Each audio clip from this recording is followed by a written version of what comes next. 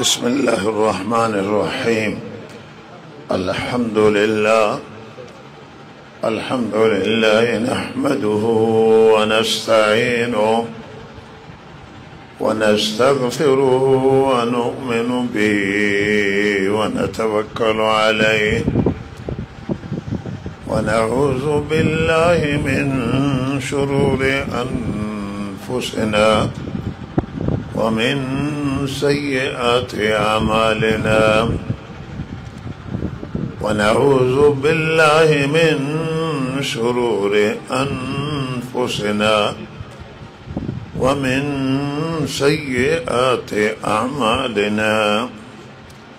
من يهده الله فلا مضل له ومن يضلله فلا هادي له، وأشهد أن لا إله إلا الله وحده لا شريك له، وأشهد أن سيدنا ونبينا ومولانا محمدا عبده ورسوله صلى الله تعالى عليه وعلى آله وصحبه أجمعين. أما بعد، فأعوذ بالله من الشيطان الرجيم. بسم الله الرحمن الرحيم. يا أيها الذين آمنوا قوا أنفسكم وأهليكم نارا وقودها الناس والحجارة عليها ملائكة غلاظ شداد لا يعصون الله ما أمرهم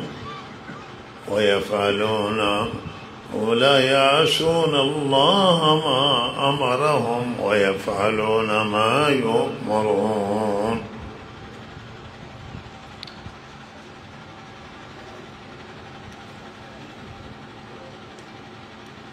سروران گرامی و حضار عزیز، از سخنان زیبای جناب مولانا عبدالاحد حفظه الله استفاده کردیم. مهمان امروز هستند در مراسم نماز جمعه.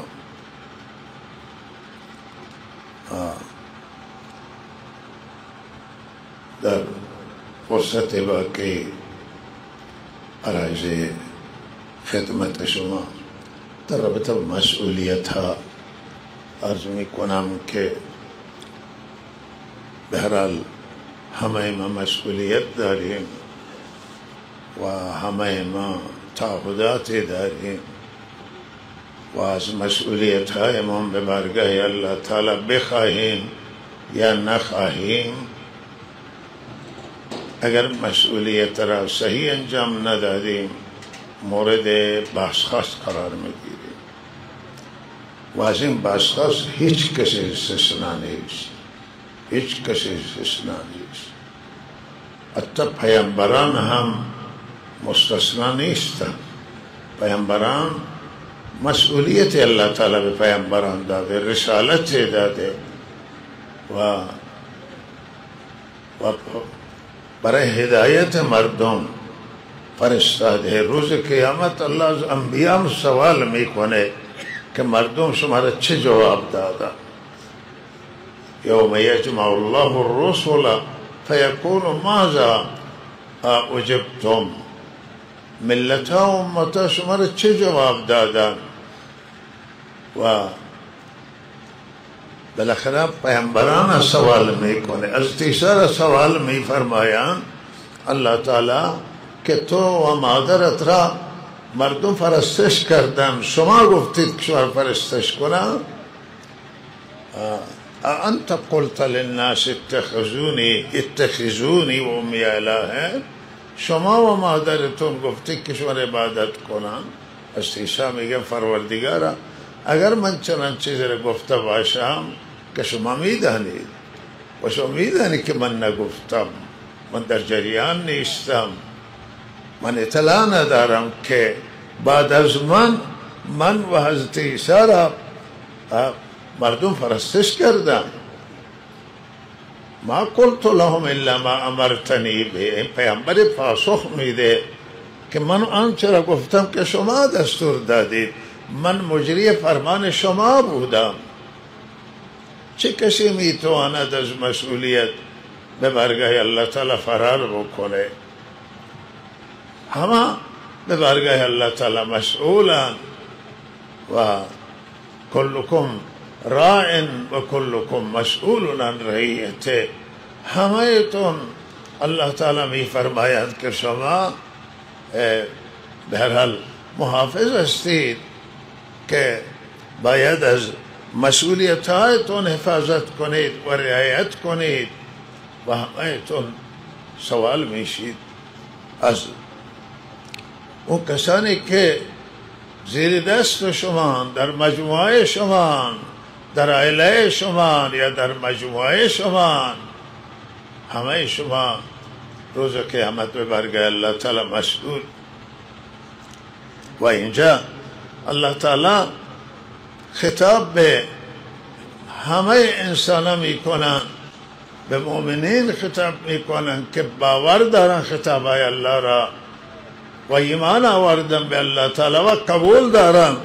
الله اونها را سوال میفرماید، خطاب میکنه که شما خودتون و فرزندانتون از جهنم نجات بدید. اهلتون را، اهل فرزندان، خانواده و مجموعه شخص که زیر دست او هستند و تحت تکفل و پرورش او قرار دارند، اینا اهلان.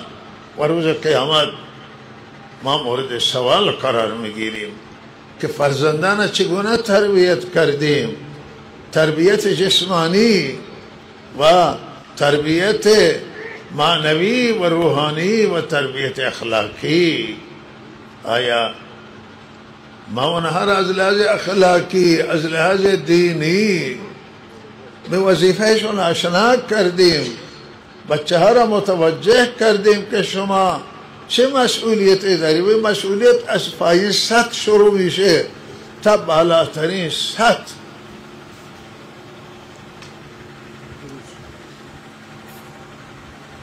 بله.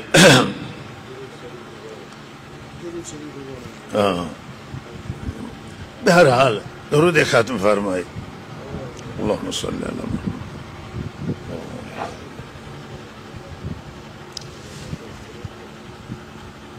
از پایین ترین سطح مسئولیت شروع می شود تا بالاترین سطح. هیچ کسی نمیتونه از مسئولیت فرار بکنه و ما نمیتونیم هیچ کسی را از مسئولیتش نجات بدیم. و تنها نجات او کسی که مسئولیت داره برای اینکه وظیفه‌اش را ادا بکنه. شما میتونید مسئولیت که پدر و مادر از به فرزندان دارن، استاد در مقابل شاگردان مسئولیت داره، معلم در مقابل دانش آموزان، اصحاب مدارس دینی مسئولن در مقابل فرزندان مسلمانان. کلاسای حفظ و مکاتب قرآنی و مکاتب دینی مسئولن. دانشگاه ها و دانشگاهیان مسئولن نسبت به دانشجویان.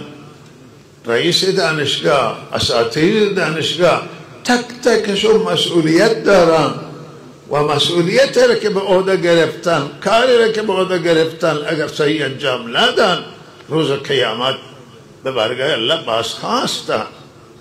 کلکم راع و کلکم مسئول عن رعیته فرمودن. تک تک شما مسئولید از رعیتتون و لحاظ فرزندان که در از پایین آغاز بکنیم بریم به سمت بالا. فرزندان مسئولن، ببخشید پدر و مادر مسئوله، والدین مسئولن، مسئول اول خود هستن که خودشون را از جهنم نجات بدن با عمل صالح، با ترک گناه، با ترک نافرمانی، ترک معصیت و منکرات و توبه و رجوع الله. و مسئولیت دیگر آنه که فرزندانشون نجات در فکر فرزندان باشه. هر پدری که خودش نماز سحر هم بخواند، هر سال حج هم برود و کارهای نیک انجام بده و فرزندان تربیت نکنه، به برگه خدا روز قیامت بازخواست می شود که شما چرا به اولادتون رسیدگی نکردید؟ چرا اینا به تعلیم نبودید؟ قرآن یاد ندادید؟ علم یاد ندادید؟ دانش یاد ندادید؟ اخلاقشون چرا شما نساختید؟ شما نسبت فرزندان چه کار کردید؟ چه برنامه ریزی شما برای تربیت معنوی اونها داشتید؟ چه برنامه ریزی برای تربیت ظاهری و جسمانی داشتید؟ لباس دادید، مخارج دادید. آیا اینها را شما به مسجد بردید؟ آیا به نماز بردید؟ آیا روز جمعه با شما همراه بودند؟ آیا نماز 5 وقت وقتی بچه بزرگ باشه و آداب مسجد رعایت کنه، نظافت مسجد رعایت کنه، آیا شما با خودتون مسجد بردید؟ شما چه اندازه به نماز بچه ها، اخلاق بچه ها شما مواظب بودید؟ چرا شما بچه ها را از عذاب جهنم گفته شده بود که نجات بدید ندادید؟ خودتون چه کار کردید؟ و عزیزان من مسئولیت سنگینه بر دوش همه والدین. اینطور نیست که بالاخره کسی زن بگیره و تعدد ازدواج یا همون یک ازدواج 10 تا بچه، 5 تا بچه، 6 تا بچه، اینا رو تربیت اگر نکنید تمام وبال جان میشه. روز قیامت این بچه ها جلوی والدین میگیرن که اینها را شما به بهشت الله، این میخواد بهشت بره، چرا به ما رسیدگی نکرد؟ چرا ما را به دست معتادها سپرد؟ چرا ما را به دست چاخوکشها حواله کرد؟ چرا ما را رها کرد؟ ما را ویل کرد؟ اهمیتی برای ما قائل نبود برای دیانت ما. بچه مسئولیت داره، زن که کسی ازدواج میکنه مسئولیت داره، دختران مسئولیت دارن. اگر دختران خدایا نکرد از راه صحیح منحرف بشن، به گرفتار مشکلات بشوند، روز قیامت والدین پدر و مادر پاسخگو باید باشن. جوانانی که الان توی مسیر اشتباه دارن میرن، توی مسیر به فساد گرفتار میشوند، جوانانی که الان به وقت نماز و اونها توی پارک ها ویل باشن، به نماز بیاین، در منزل خواب باشن، والدین روز قیامت به پاسخ اینا را بدن. چرا اینا را بد تربیت کردن؟ چرا اینا را توی مسیر صحیح نبردن؟ اینا مسئولیت ته، همه مسئولیت سنگینه. بالاخره بچه بیاری که بعد گرفتار دم اعتیاد بشه، چی بچه میشه؟ بچه بره قاتل کنه، خون به گردن خانواده، خون به گردن پدر و مادر بیندازه، بچه بره راه را بزنه، بچه بره گروگانگیری بکنه، بره بازخواهی بکنه، رهزنی بکنه. همه اینها روز قیامت گریبان والدین گرفته میشن در درجه اول که این بچه چرا این بچه شما اینطور به تربیت و رسیدگی نکرده. لذا اگر بچه ناسالم باشه، اصلا چنان بچه نباشه بهتره. چنان فرزند را بالاخره ما داشته نباشیم بهتره. فرزندی که خدا را بشناسه، حق و حقوق خدا را، حق و حقوق مردم را، اخلاقش صحیح باشه، اخلاقش درست باشه، برای جامعه مفید باشه، برای خودش مفید باشه، برای خانواده مفید باشه. بچه نعمته، این بچه سرمایه، این عمل باقیه برای والدین.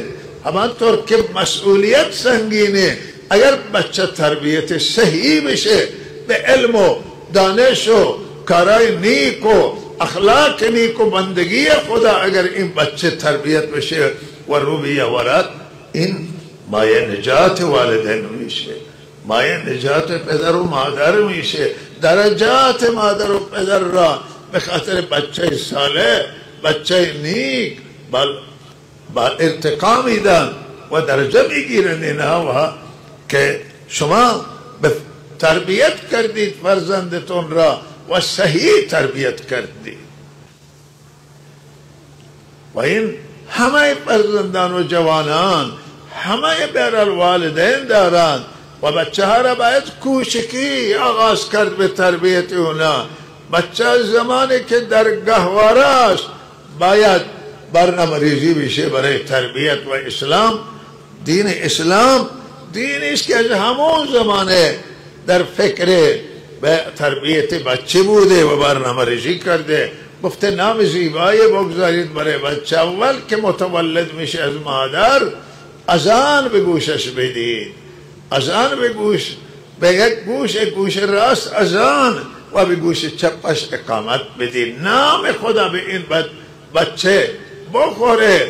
شیطان همون لحظه که بچه به دنیا می آید بچه را مورد دستورد قرار میده و دست میزنه بچه را و میخواهد که اینا به هر حال زمینه برای آینده خودش فراهم بکنه.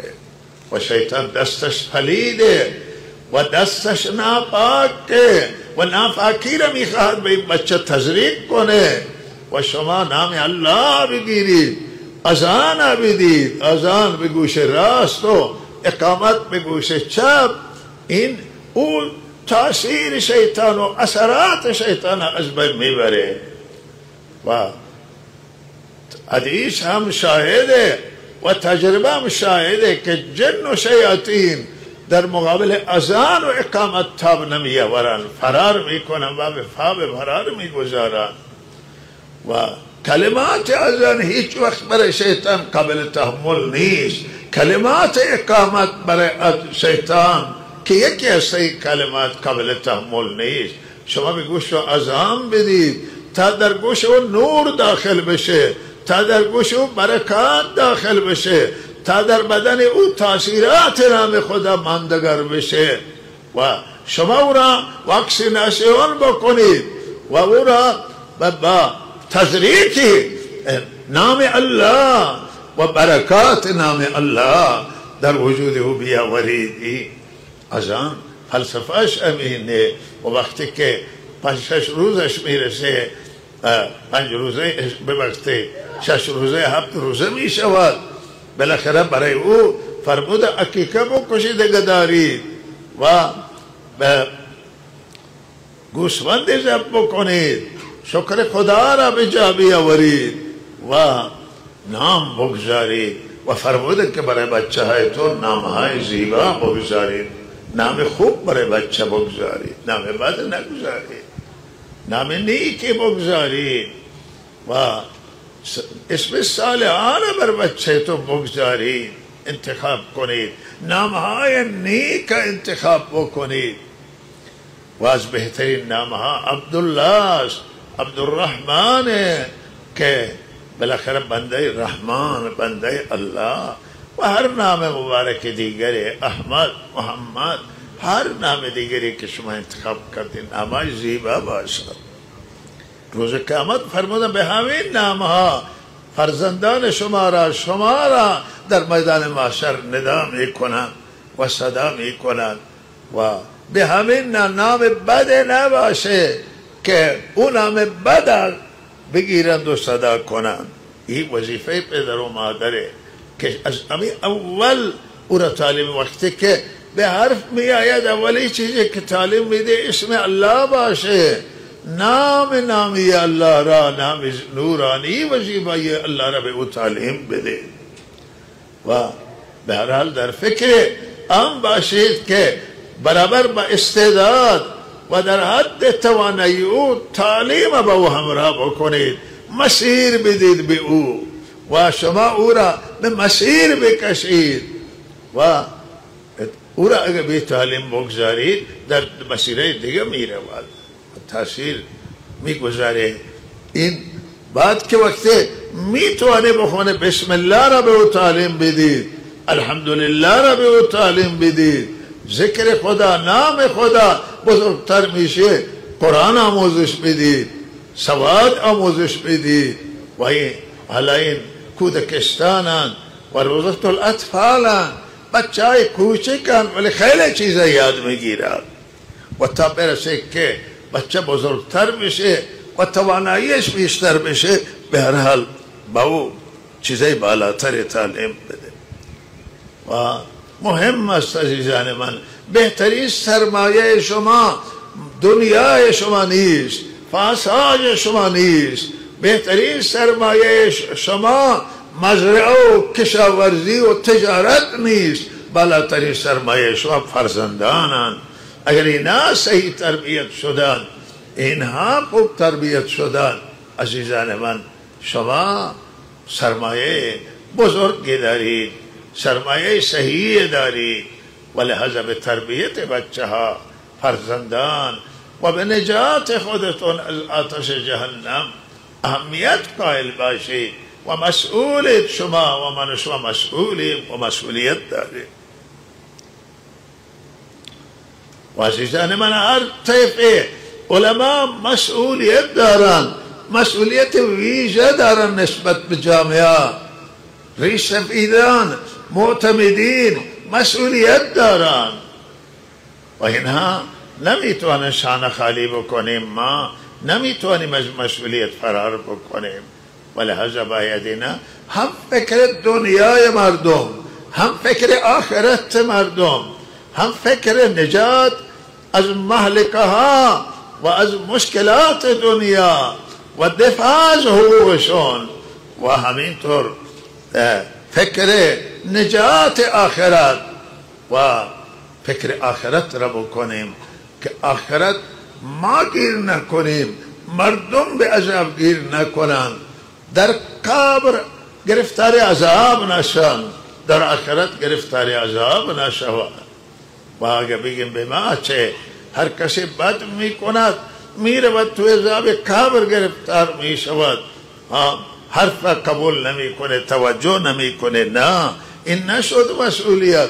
باید بار بار بگیم، باید بار بار تلاش بکنیم. ببینیم که حضرت رسول صلی الله علیه وسلم 13 سال در مکه چه باره و چندین بار ابو جهل را، ابو لهب را نصیحت کرد و حق را به عرضه کرد، دل سوزانه و چند از مردم مکه را دعوت داد، بار بار به دروازه ها رفت، بار بار به ملاقات اشخاص رفت، بار بار مردم در منا ملاقات میکرد ایام حج و در کسانی که می آمدن برای طواف خانه کعبه، اون زمان مشرکین می آمدن طواف می کردن، این حال ملاقات می کرد و نزد وقت می گذاشت و زحمت می کشید و بی قرار بود، بی آرام بود، آرامش نداشت که این مردم برن به جهنم، به عذاب خدا گرفتار می شود. مکه مکرمه به عذاب گرفتار میشه، مردم مکه به عذاب گرفتار میشوند و آن حضرت برای این خاطر تلاش کرد و تلاش آن حضرت نتیجه داد، ثمر داد. عزیزان من و شما مسئولیم و نباید کسی که مسئول آرام بگیره در خانهاش، راحت بخوابه، راحت بشینه، بیرون هرچه میشود، به هر بلایی که سر مردم در می آید، هر مصیبتی که به سر مردم در می آید و مردم هر انحراف از دین پیدا بکنند و مردم بالاخره دین ویل کنند و دین به هر حال بی تفاوت باشند، نباید ما فراموش باشیم از این مسئولیت های ما. مسئولیت ما بسیار سنگینه و بره سروران گرامی به مسئولین امر و اولی الامر برسه و مسئولان امر از پایین ترین مسئول و کمترین فرد از یک سرباز گرفته که مسئولیت داره تا فرمانده تا بالا تا همه مقامات مسئولند و در رأس او کسی که در رأس مملکت و به عنوان امام یاد می شود و امامت کبرا امامت ملت و امامت مردم هست و او شخصی که زعیم همه مردمه روز قیامت به بارگاه الله تعالی مسئول برای مورد به مورد الله او را سوال خواهد کرد. و من نمیگم این حدیث کلکم راع و کلکم مسئول عن رعیتی والامام راع. اولی کسی که حضرت می فرماید او مسئول امام می فرماید، امام الملت و کسی که در رأس قدرت قرار داره و همه چیز به دستور او قابل اجرایه و کسی که در رأس مدیریت میکنه حضرت رسول را مسئول قرار دادن. حدیث صحیحه و اغلب همین میگه هر کسی که مسئولیت قبول میکنه باید فاسقو باشه به بارگاه الله تعالی، نمیتونه از پاسخ فرار کنه. این مسئولیت سنگین نیست. مسئولیت سیدنا عمر رضی الله تعالی عنہ منقوله که فرمودن اگر یک سگ در کنار رودخانه دریای فرات از گرسنگی بمیره روز قیامت خدا عمر سوال خواهد کرد. عمر امیر المؤمنین امام المسلمین و میگه سگ از گرسنگی بمیره، سگ نه مردم. و روز قیامت عمر باید جواب بده که چرا این حیوانات از گرسنگی مردن. و برای یتیم های خانواده یتیم که این واقعات معروفه، وقتی که از عمر به مدینه دور میشدن و همیشه شهر مدینه را می پاییدند که در چه وضعیتیش و وقتی که گریه بچه ها را شنیدند آمدن معلوم شد که بچه ها یتیمند و اینها ندارن برای خوردن. برگشت به بیت المال و کیسه را پر از غذا کردن، مواد غذایی و زوغه و غلام ها گفت که اینها به گردن من بگذار به شانه من. او گفت من بر میدارم. روز قیامت تو گناه منو بر نمیداری، من باید بار خودم را خودم بکشم. از عمر به شانه و پشت این حمل کرد و برد به اونها رسوند. و سیدنا علی رضی الله تعالی عنہ فرمود به یک زن یهودی ظلم شده بود، زن غیر مسلمانه، زن یهودیه. و حضرت عمر فرمود این زندگی برای ما چه فایده داره؟ این حضرت علیه که در این ملک ما و در قلمرو ما زن مورد ظلم قرار بگیره، انسان مورد ظلم قرار بگیره. این حضرت علیه و ببینید که چه فکر میکنه. و به عزیزان من زمان ما میتوانیم محبت اهل بیت، محبت صحابه، محبت رسول الله، محبت الله، در محبت الله صادق باشیم و امین زمان میتونیم باشیم. محبت الله قبول میکنه که ما به سیره اون عمل بکنیم. اگر سیره حضرت علی را عمل نکنیم و به هر حال اگر سیره صحابه را عمل نکنیم، حضرت عمر، حضرت ابوبکر، و اگر ما سیره رسول الله عمل نکنیم، اگر به دستور الله عمل نکنیم، این محبت چه ارزشی داره؟ این محبت نیست، این شعاره، این حرف زبانه. سیره پاکان باید مورد عمل کرد. این قدری که بنده میگم این اجماعیه، اتفاقی، حرف من نیست، همه به اتفاق نظر. تأصل اله و انت تظهر حبه ان المحب لمن يحب مطاع. همین شاعر ما اینه گفته، شاعر به زبان عربی، که تو خدا را نافرمانی میکنی و اظهار محبت با خدا میکنی و نمیدانی که قانون کلی دنیای که هر کسی را دوست داره باید از او اطاعت کنه. ولهذا همه مسئولان. اگر یک شخص در اون لب مرز گرسنه باشه، بالاخره همه مسئولیت دارن از بالای مملکت تا پایین که این گرسنه را رسیدگی کنن.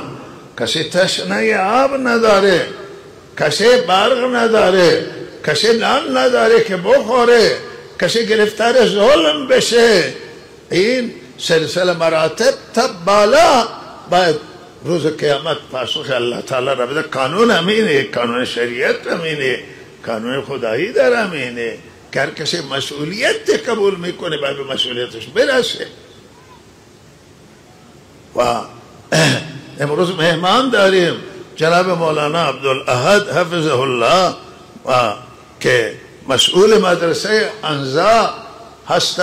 مدرسه انزا مدرسه در واقع که اساس گذارش حضرت مولانا عبدالعزیز رحمت الله علیه بوده و قبلا در یک روستای دیگری به نام دفکار بوده و بعد این مدرسه منتقل شده. مدتها ابویه جناب مولانا عبدالاحد و جناب حافظ ما حافظ اسلام ابویه گرامیشون مرحوم مولانا حاجی غلام محمد رحمه الله بوده، مولانا تاج محمد بوده رحمه الله و اکنون به دست فرزندان اونها هست، فرزندان مولانا، فرزندان مرحوم از مولانا غلام محمد رحمه الله. ولی مدرسه عزیزیه سربازه در واقع و منصوب به حضرت مولانا است و امروز برای جمعوری کمک آمدن و شما میدانید که مدارس با کمک مردمی داره میشوند. الحمدلله این مسیر هنوز ما خوشحالیم که ما کمک های دولتی رو نپذیرفتیم و گفتیم که ما به همون اندازه که مردم بکنن، به همون اندازه که درآمد باشه طالب نگهداری میکنیم. استقلال مدرسه باید حفظ بشه و مدرسه نباید وابسته باشه به هیچ حکومت و دولت. مدرسه مستقل باشه، مساجد استقلالشون داشته باشن و به هر حال باید این را مردم اداره بکنن. بارها هم گفتیم به حوزه های علمیه عزیزان شیعه من که شما هم نگیرید، به اهل سنت گفتیم، به برادران شیعه. به هر حال این وظیفه ما بوده که گفتید که شما باید متکی به الله و متکی به مردم باشید و بالاخره دولت ها میروند و میآیند، حکومت ها میروند میآیند و بالاخره ما باید خیرخواه همه باشیم، همه کشور، تمام ملت و مسئولان همه را ما خیرخواهی میکنیم. کار مدرسه، کار علما همینه که به راه درست و راه صحیحی که میفهمند و متوجه میشوند بیان کنند و اگر امر بالمعروف کنند، جای منکری هست نهی از منکر کنند. این وظیفه علما، از کردن علما ساکت نمیشه و باید جواب الله تعالی را ما بدیم و روی این سنگین جواب الله تعالی را داده و این در استقلال الان کم کم نتیجه میگیرن که تخصیص بودجه های مذهبی و مراکز مذهبی این بالاخره کار درستی نیست. اما میدانن والا که کشور با مشکلات مواجهه، به هر حال مسئولان دست و پا میزنن که اینا را حذف بکنن، ولی بچه را که به شیر عادت کرده جدا کردن از شیر کاری آسانی هم نیست. ولی اگر شیرش نرسه گریه و داد و بیداد میکنه. ولی کسی که اول از اول جدا بوده از این شیر نه او مشکلی نداره، او میتونه که بالاخره به هر صورت شده ادامه بده. و الان این ماشاءالله این مدرسه از امروز میآید کارتخوان میاره، جمع‌آوری میکنه، کمک دست بالا بگیرید و چیز خوبی به این مدرسه بدید. مدرسه بسیار خوبه، الحمدلله پیشرفت‌های چشمگیر این مدرسه داشته. جلسات هم هر سال داره، اعطای جوایز به حفاظ، دفتربندی و این در اثر حمایتش و مردم و تلاش این عزیزان ما و مدرسین و عزیزان مخلصی که مدرسه را اداره میکنم. در این صحبت ادامه بدم که وقت به پایان نزدیکه و در الان که شنیدیم این مسائل همه اخبار گوش میکنن که به هر حال این مکانیزم ماشه فعال شده، داره بالاخره فعال شده و یک ما بعد اگر مذاکره به نتیجه نرسد بالاخره در عمل می آید و خیلی واقعا نگران کننده هست. و بالاخره الان که ما برق نداریم، الان که آب نداریم، الان که با مشکلات اقتصادی مواجهیم و شنیدیم که همون یارانه ناچیز و جزئی که در حد یک سائل به دست سائل بگذاری و بعض سائل این پول هم نمیگیرن میاندازن میرن، همون هم میخوان قطع کنن و با کمبود بودجه شدید روبرو هستن. و لحاظا این میکانیزم ماشه که عملا فعال بشه و اجرا در بیاید و بعد بالاخره خیلی شرایط سخت خواهد بود، شرایط سخت در پیشه و ما امیدواریم که برحال مسئولان فکر اساسی کنن، فکر ملت بکنن. شما نسبت به همه تون، همه ما نسبت به ملت مسئولیم، نسبت به او همه مردم به مشکلات دچار می شوند، ولی بیشترین مشکلات به او انسانی که درآمد ندارن، کم درآمدن، سرمایه ندارن و اونها سخت خواهد بود. و بالاخره همه مسئولان که دولت‌های دنیا، هر دولتی باشه توی دنیا بالاترین مسئولیتش مسئولیت ملت هست، مردم کشوره. و لحاظا برای این مردم کشور باید فکر اساسی بشه. بسیاری از دولت‌ها دنبال سیاست‌های خودشون هستند و با هم درگیر میشوند و حرف‌های تند میزنند.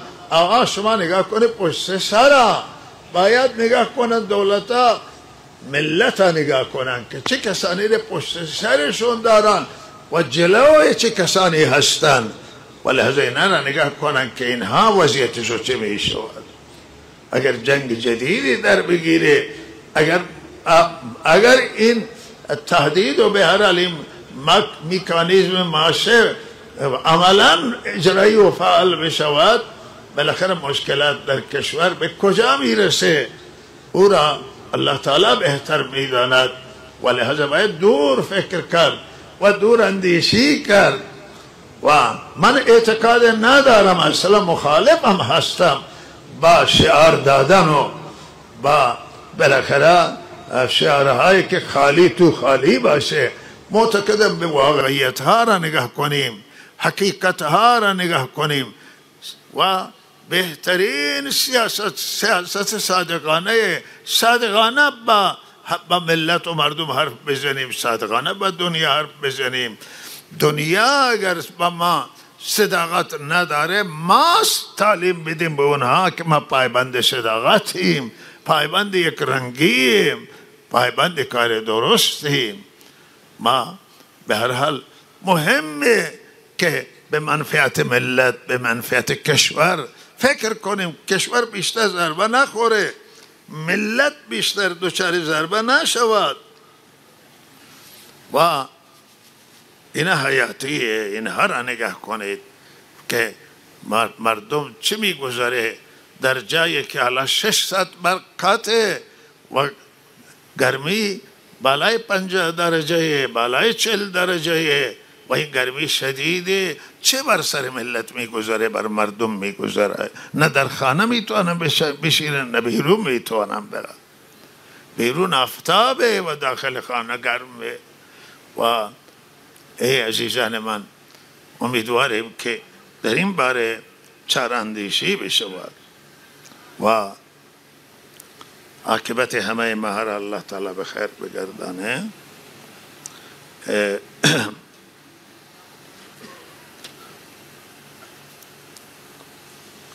و یک چند تا صحبت دیگر هم بود که بهرحال این اخیراً توی اسلام یک سری ناامنی های رخ داده و توی جاده ها و ناامنی جاده‌ای و هم مشکلات دیگری به دنبال ایجاد شده است و امنیت ما همیشه تاکید کردیم و تاکید ما برانه و اعتقاد ماست که امنیت باید حفظ بشود. هم امنیت راهها، امنیت شهرها، امنیت روستاها و تمام استان امنیتش را باید مراعات کرد. نباید برخورده بالاخره بشه جای راه را ببنده کسی، نباید ایجاد ناامنی بکنه و بالاخره امنیت باید همه مراعات کنه.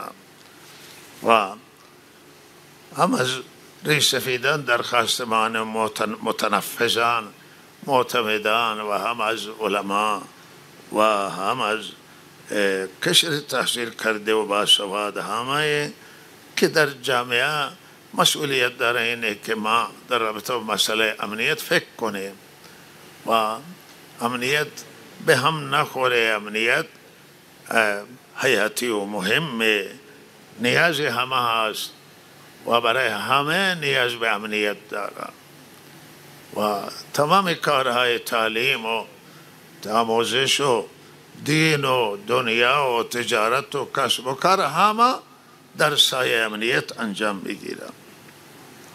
امنیت رعایت کنید. و من این نکته را هم یادآوری بکنم که ما در استان بین عزیزان سیستانی من، بین بلوچ، بین بیرجندی و شهرستانی هیچ تفاوت قائل نیستیم. اعتقاد نداریم که حتی شیعه و سنی که هر دو مسلمانان ولی اینجا غیر مسلمانان که اینجا هستن آسیبی ببینن. این اعتقاد ما معتقدیم که هر کسی هر دینی داره و انسان حقوق انسانی داره، نباید به مال او تعرض بشه، نباید به ابروی او تعرض بشه، نباید به خون او تعرض بشه و حقوق هیچ کسی نباید نادیده گرفته بشه.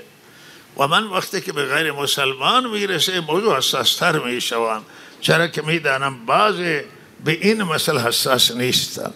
میگه ای فلانه، ای بهاییه، این نمیدانم یهودیه، مسیحیه، زرتشتیه، هر چه باشه ما کاری نداریم.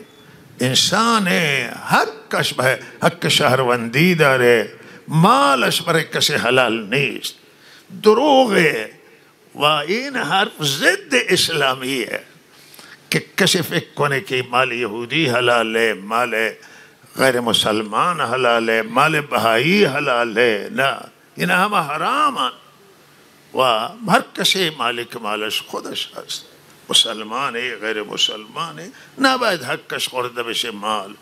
و سیستانی و بلوچ و سایر این قومیت هایی که اینجا زندگی میکنم، بیرجندی و کرمانی و حبمی و همه اینها اینجا قرابت تاریخی دارن و پیوندهای ناگسستنی دارن و اینها با هم زندگی کرده، اینا بالاخره مشترکات دارن و ما یکی هستیم.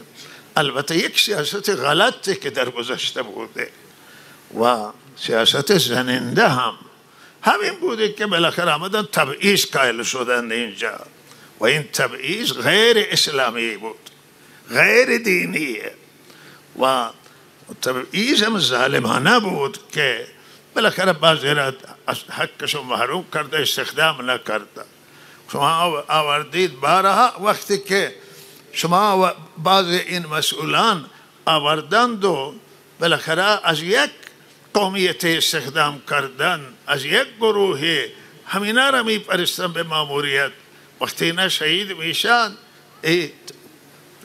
تعصب بالا میره که آقا میگه که اینا چرا ما را کشتن تا نه. بنده همیشه گفتم از تهران تا اینجا به مسئولین رده بالا و اول که شما تفاوت بین قومیت قائل نباشید، بگذارید اگر 10 تا از قومهای دیگری اینجاست 5 تاش یکی باشه، 5 تا بلوچو همه را کناری هم قرار بدید تا اگر جای در مرزها یا راه ها اتفاق میفته برای همه مخلوط میفته و بالاخره نگد که آقا اینها دشمن فلان قوم. چرا این بعضی توی فضاهای مجازی دم آخر اتفاق بی انصافانه حرفای زدن غیر منصفانه. بابا شما این را چرا کنار هم نمیگذارید؟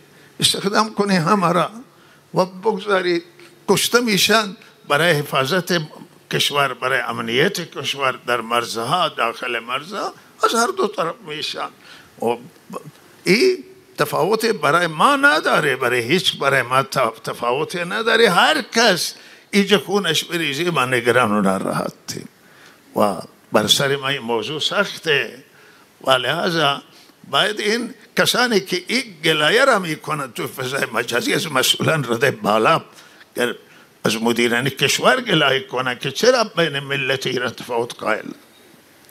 همه هنوز الان شب برید خراسانات برید، بیرجند برید، چندی شهرستان سنی نشین هنوز نتوانسته دولت جناب آقای پزشکیان فرمانداری بگذاره. دولت های گذاشته که نگذاشته، ولی دولت اخیر شعار داد که ما بین سنی و اینها تفاوت قائل نیستیم. اینها سواددار دارن، تحصیل کرده دارن. شما چند تا دانشگاهی رئیس دانشگاه گذاشتید، فرماندار چند تا گذاشتید و این هنوز همین تبعیض در کشور با شدت ادامه دارد و ما تعجبیم. بالاخره وقتی که میگه جمهوری اسلامی، من میگه مساوات، میگه برادری، میگه رعایت حق و میگیم که شایسته سالاری، شایستگان باید آورد بر سر مسئولیت. بله هر اهل سنت نه، هر شیعه نه، هر کس دیگر نه که ضعیف باشه، آدم ضعیفی وابسته را بیارید بگذارید، به ارگانا وابسته یا شعار وابستگی میده توی رفع ما یا ولی توی مراسم های مذهبی شرکت میکنه. شما اهل کار را به اهلش بدید، کار را به شایسته بدید، به شایسته. بین شیعه هم تبعیض نباشه، شیعه کارکشته کردان اهل و شایسته و اهل سنت را که مسئولیت میدیم شایسته را بدید، لایقی را که کار کنه. شما خوشنامید، حکومت خوشنام میشه، شما خوشنام میشید، ملت راضی میشه. رضایت ملت هر کسی بگیره و رضایت ملت که بگیره مردم راضی میشه، از حاکم راضی میشوند. ولهذا این مشکلات هنوز در کشور متاسفانه باقی است و ما امیدواریم که حل بشه. ما خوشحالیم که اگر برای امنیت مردم که خیلی مهمه هر دو طرف کشته بشه، نه یکی کشته بشه و این به نفع کشور هست و الله تعالی خیر بیاره. و آخرین نکته همینه که واقعا همین ناامنی و خیلی زیاد شده و روز به روز زیادتر می شود. گروگانگیری خیلی زیاد شده، بچخواهی خیلی زیاد شده و من توصیه‌ام اینه که برحال همه به مسئولیت خودش عمل کنند، همه در این مسائل بی تفاوت نباشند. ریشسفیدان برحال قوم هایی که اینجا زندگی میکنن، ریشسفیدان، معتمدین، متنفذین، علما، دانشگاهیان، اندیشمندان همه و همه کار کنم به این مسئله که برحال امنیت در این شرایط بتوانیم حفظ کنیم و این مسائل قتل و گروگانگیری رخ نده. و توصیه ما آنه که اگر یه وقتی خدا نکرده درگیری رخ میده و اختلاف پیش می آید، توجه داشته باشه که به معتمدین و ریش سفیدان به هر حال به اونها بی حرمتی صورت نگیره و این سنت منطقه هست، گذشته سنت های منطقه هست که اگر دو به هر حال جماعت به هم درگیر شدن و ریش سفیدان حرمت گذاشته، گفتم ریش سفیدان کار داشته نباشید، علما کار داشته نباشید، زنان کار داشته نباشید و زنان برای همه حرمت دارن، ریش سفیدان مال همه حرمتشون حفظ بشه و به ریش سفید تعرض نشود. اخیراً بسیار ریش سفیده کشته شدن تو همه اختلافهای فامیلی و بسیاری برایشون اتفاق پیش آمده و از جاهای متعدد شکایت این میرسه و کسی حضرت رسول صلی الله علیه و سنت آن حضرت که فرمودن که شما اکرموا کریم قوم، بزرگ قوم اکرام بکنید. حدیث همینه که آن حضرت فرموده انزل الناس منازلهم، هر کسی جایگاهی داره و هر کسی را به جایگاهش قرار بدید. آدم یکی را از دروازه آن حضرت خدا حافظی میکرد، یکی را می آورد داخل خانه و او را اینجا پذیرایی میکرد و وقتی که گفت یا رسول الله شما تفاوت بین مردم قائلی، گفت نه، هر انسان یک جایگاهی داره، یکی از اون در که شما به او برسید او راضیه، یکی دیگری نه جایگاهی داره در قومش و کسی را حضرت اکرام کرد و گفت که این در قومش جایگاه داره. محبوب الله تعالی توفیق او حرمتها را همیشه باید مردم در همه شرایط حرمتها را رعایت کنند، حرمتهای زنان، حرمتهای علما، حرمتهای معتمدین، تحصیل کردگان و آدمان باسواد که مربوط اینه کش به همه و حرمت دارند توی جامعه، حرمتشون هم حفظ بکنیم. الله تعالی توفیق عنایت کنه و صلی الله علی سیدنا محمد و آله و سلم.